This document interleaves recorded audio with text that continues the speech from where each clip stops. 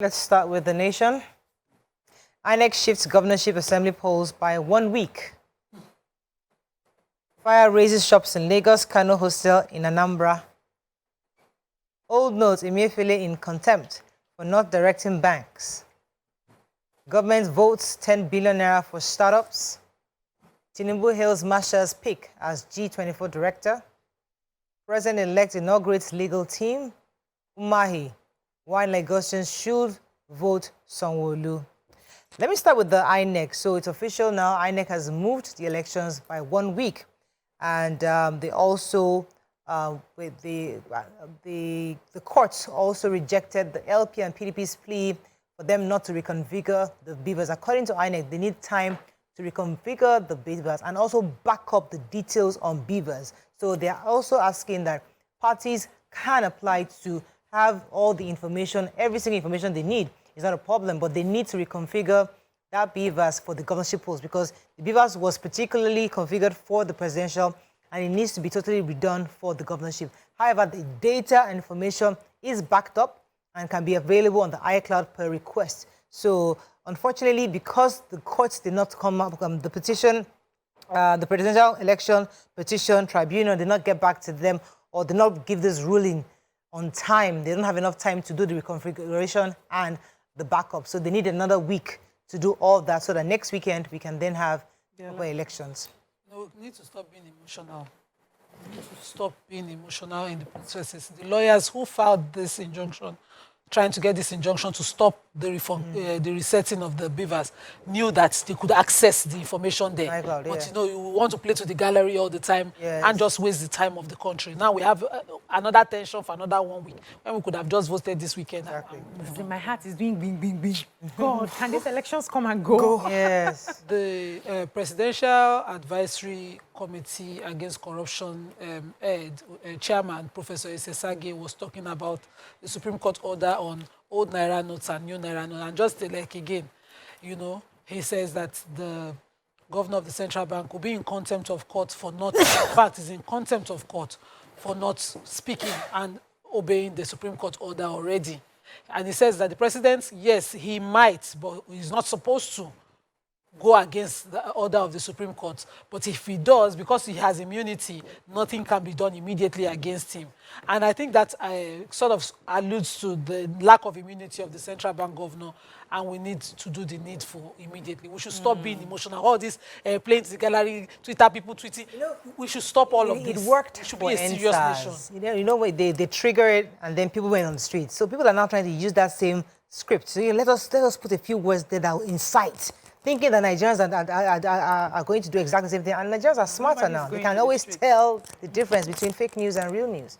Yes, so the federal government yesterday said that about 10 billion naira has been set aside yearly for the implementation of activities that would boost the startup industry. The Minister for Communications and Digital Economy, Professor Issa Pantemi, talked about this at the Nigerian Startups the inauguration of the Nigerian Startups Act of 2022 Implementation Committee. And then he goes to say that this act includes what he calls a Startup Council, the need for tax holiday for investors and innovators, and pioneer status for investors.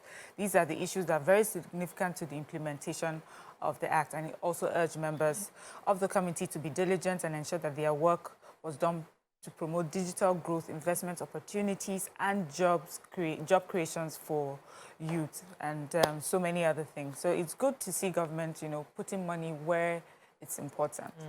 So the Executive Director of the UN Population Fund, UNFPA, Dr. Natalie Kanem, has stressed the need to include women and girls in the creation and design of technology. So he spoke yesterday in Abuja during the celebration of this year's International Women's Day, according to the statement obtained by the news agency of Nigeria. And he was saying that when women and girls are included in the creation and design of technology, there is a world of potential for innovation and promotes gender equality and benefits society as a whole. And in contrast, excluding women comes at a very high cost. He also said that women and girls in the creation and advancement of technology is key to ensuring the safety, usability, and inclusivity of digital tools and products. And with that in mind, this was what was bothered about around the celebration of the International Women's Day. They went ahead to give a survey. They were reeling out numbers of different countries. They said 14,000 girls aged 15, 25, and 22 in countries including Nigeria has shown that more than half, 58% of the girls have been harassed or abused online. They talked about the gender abuse that has been going on as well. So we need to do a lot more to make sure that everybody has equality. The Punch. INEC shifts governorship assembly polls by 1 week. Sanwo-Olu orders probe as Buhari sympathizes with market fire victims. Roadblock, robbers attack Punchman as soldiers extort Ogun motorists. Niger, terrorists kill 5 villagers, abduct 53. Yogua left out as reps-elect get certificate of return. National Assembly female membership drops as 11 lose re-election. Long queue queues ground Abuja and neighboring states. Naira, Buhari can be prosecuted after May 29, says SAN. Okay, let me start with the shops that burnt in Lagos. Really sad, a 65-year-old security guard was shot dead by 6 hoodlums. They came to the market in Kiriki, Olode Apapa in Ajegunle area of Lagos State. And these 6 men accosted, they went to the marketplace. The security guard tried to stop them, but they went back to get guns and killed him in cold blood. Then there was a young man, Okochukwu Maduka, was one of the traders that lost millions in that fire. Another trader, his name is Collins, he said he lost about 3 million naira worth of goods because he sells his stuff for 1,000 naira to their bookies for the spare parts. It was a spare parts market. Another trader, Kelechi, said that he got to know that the shops and markets were on fire about 4 a.m. and he had to go around there to go and see, and he realized that his own shop too was on fire. The president has expressed his condolences to the family, the victims. The governor of the state also has gone there and he has obviously condemned the act because there's no way we can keep deliberately burning people's property, hard-earned money. You know, this is unacceptable, and he has assured that they will provide better security for those who have lost their properties and all that. So the other candidates also tried to use that they went there to also commiserate with. Did anybody talk about arresting the perpetrators? I didn't get that. I didn't get that in this article. You know that today is my no emotional day. So a lot of people have been saying this was politically motivated. Yeah. They were alleging the party thugs were the ones behind it. Can we have a proper investigation and see if it was a crime done by justice? This is what the governor has promised, that proper investigation will be carried out. Exactly. And then we'll now know if the perpetrators, and whoever is found guilty will be definitely prosecuted properly. Any other story? Yes. So there's this report that 100 of motorists and residents plying the Lagos-Ibadan Expressway to go about their movement around Orime Rumu community in the Obafemi Owode. Don't correct me, you mess up people names here. Owode local government area. Don't let me finish. Of Ogun State. So they are complaining that they've been subjected to traumatizing tortures by the fact that the soldiers will mount up roadblocks, make traffic very difficult for them just to collect money. They are not interested in searching or making sure that there are no criminals around. And then because there are roadblocks there, the traffic is usually very slow, and then hoodlums take advantage of that to begin to rob people. So this has been happening from time to time. It's been Punch had carried out investigation. Unfortunately for them, a Punchman, Olaliko Ade Tayo, on Monday was returning from work around 12 midnight, ran into the gridlock induced by the soldiers that were extorting money. Before he realized what was happening, there were hoodlums around his vehicle asking him to come down. They wanted to get money from him. He didn't have money to give to them. He refused. They were threatening him with machetes. They wanted to take his phone.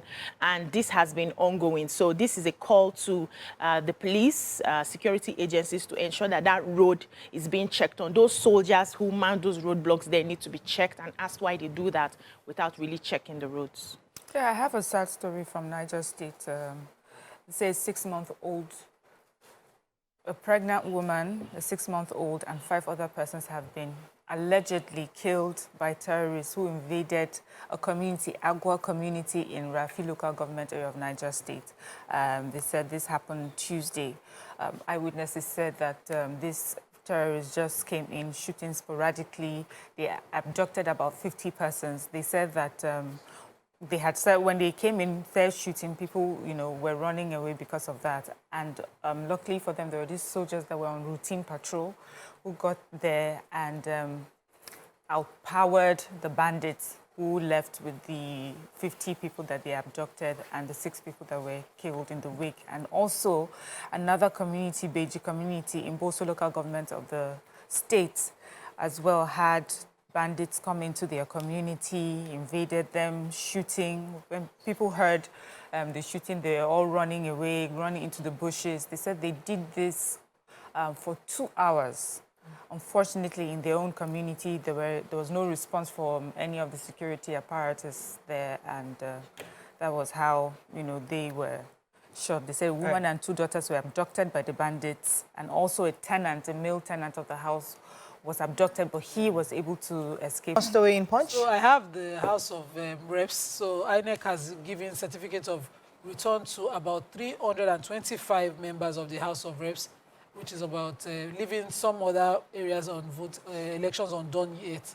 And they said that out of these 325, the name of the winner for Akoko Southwest Federal Constituency of Ondo State, Adegboyega Adefarati, was missing on the INEC list because he had he was not issued his certificate of return because he had a court order remanding, an injunction stopping INEC from proceeding with declaring. They said that the primaries that presented him was voided in Ondo State, and so they are in the Federal High Court presently. So there's a court order saying retain status quo. And the House of Reps member for Dogowa Tundunwada constituency in Kano, Ado Dogowa, was not in the list. He was also missing. He was not issued his certificate of return, and we all know why, because I've been taking it every day. And this is because he's currently being prosecuted by the police on 6-count charge bordering on culpable homicide, causing grievous hurt, mischief of by firearm, and inciting disturbances. Right. He was the one who was said to have incited people to thugs to set on fire the office of the new Nigerian People's Party in Tunduwada, where 2 people were also burned to death, and so he's facing his own case right now. Elisan, INEC shifts Gover State Assembly post to March 18th. Gunmen attack Imo PDP Assembly candidate, raise houses and vehicles. Confusion as banks issue and reject 500 and 1,000 naira notes.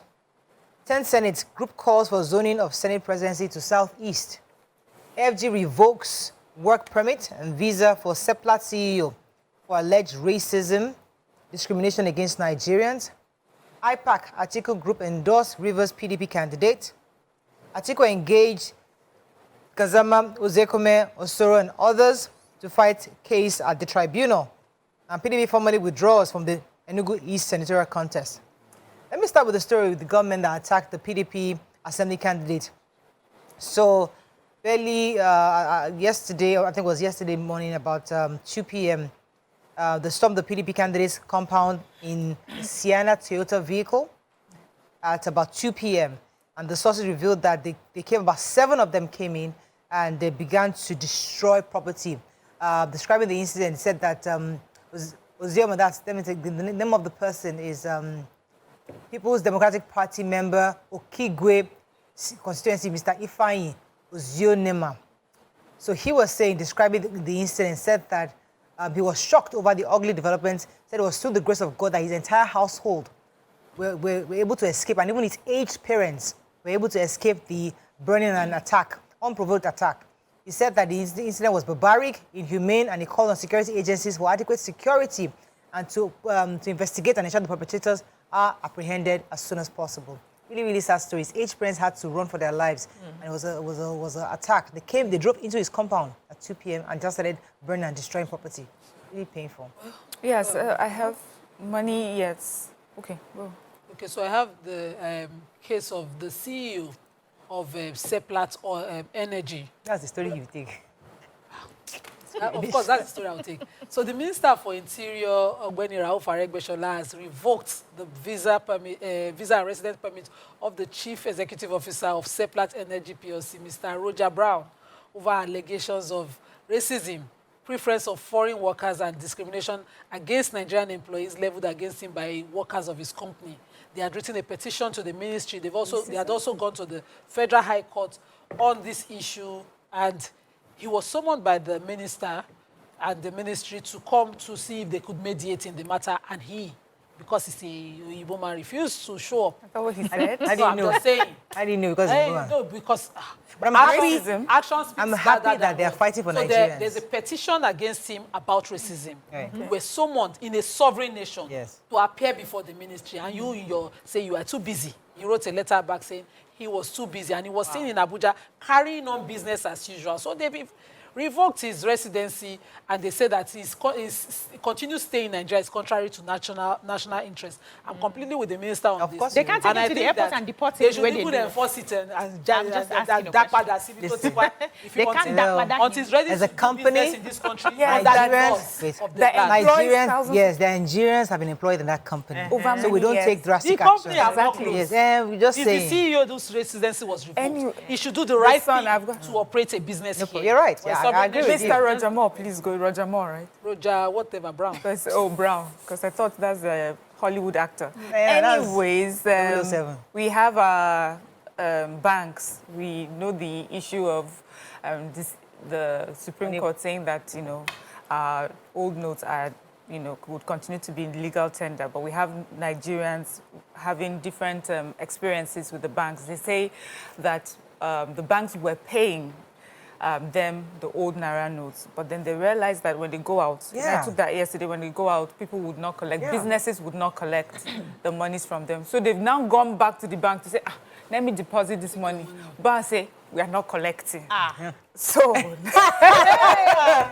so it's like, what is happening here? As of the time of this report, there's no response from the CBN yet. I'm just taking the human angle because Nima has taken the policy angle, so we'll hear from the man said he had 5,000 Naira old notes, which he got from the bank in his pocket. The bus driver didn't take it. He had to walk home. So I have money in my pockets. I couldn't just take a transport to my house. Because there's a businessman who said that. We're used to somebody telling us, okay, now you can go ahead and do a court order. There's a court order. Everybody, I told somebody, I gave somebody 7,000. No, but they did. Oh, no, she didn't take it. So what is Nigerians are saying is that we took the money we are going to spend, but the businesses are saying we're not collecting. One business owner said, the reason I'm not collecting, he said, you see the money that I have now, the old Naira notes, before I was able to give it, deposit it at CBN, the portal. They said they still haven't even sent him an alert to show how much he's deposited yet. They said it will take a few weeks. So to have to go through that problem, this whole thing just caused confusion. Nigeria. Very bad policy, no planning. Execution was poor. Our final paper, Vanguard, I believe. Let's see a story of not taking. My life now in grave danger. Abia Rec cries out. Court okays INEC request to reconfigure BVAS. Workers' welfare, labor, emo, government flex muscles. 1 killed, others injured as fire raises 200 shops in Lagos spare parts. Fix BVAS glitches before Governorship Assembly. NBA tells INEC. You'll take most of the stories there. Yeah, I have a story inside though. Okay, go ahead, please. Yeah, so as part of its contributions to celebrate International Women's Day, Google has announced 3 new initiatives to empower 15 women entrepreneurs in Africa and provide them with the resources needed to succeed. So they said they picked 15 startups selected for the program from Nigeria and 7 African countries, and they're going to be creating innovative solutions to improve livelihoods in their communities. So the head of startups ecosystem Africa at Google, Folarin, said the initiatives include the Google for Startups, Accelerator Africa, Women Founders Cohort, the Hustle Academy for Women, led SMEs, and a social media series celebrating inspiring women in Africa's technological sector. He said they are thrilled to announce the selected startups for the inaugural class of our Google Startup Accelerator Africa Women Founders Cohort. And these women are going to be tackling some of Africa's most pressing challenges, and they're excited to support them as they build the future. So they're going to be training them. It's more like a boot camp where these African women from different African countries will come together, and Google will train them, mentor them, help them to grow their businesses in their different African countries. This is a very good one for women in tech. Yes. All right, that's all we can take on Front Page Review. When we come back, we'll take some reports from the accident that happened between a bus and a moving train in Lagos at the old It's the Old Works Road at the PWD bus stop area.